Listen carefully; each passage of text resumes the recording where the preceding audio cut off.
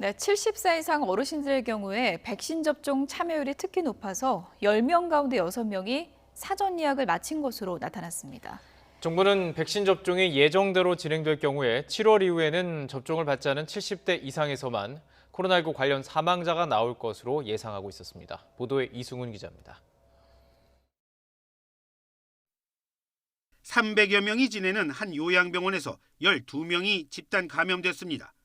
하지만 접종자 203명은 모두 감염을 피했습니다. 일가족 7명 가운데 6명이 감염된 경우도 있습니다. 감염되지 않은 사람은 예방접종을 한 70대 어르신입니다. 교회 예배 참석자 22명의 집단 감염에서도 이미 백신 접종을 받은 단 한 사람만이 감염에서 자유로웠습니다. 정부는 이런 사례를 들면서 백신 접종을 독려하고 있습니다. 자유로운 일상을 되찾으려면 백신 접종이 꼭 필요하다는 겁니다. 코로나19로부터 스스로를 지키는 가장 확실한 방법은 백신 접종이라는 것을 저는 확신합니다. 특히 코로나19 사망자 대부분이 고령층인 만큼 사망률이 크게 줄 걸로 보고 있습니다.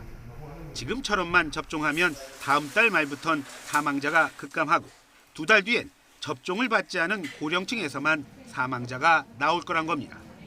7월 이후에는 고령층의 사망이 거의 발생하지 않을 것이고 지금 전체적으로 사망자의 95%는 고령층에서 발생하고 있기 때문에 다시 말하면 코로나19로 인한 사망이 거의 발생하지 않는 상황이 나오게 된다는 것입니다.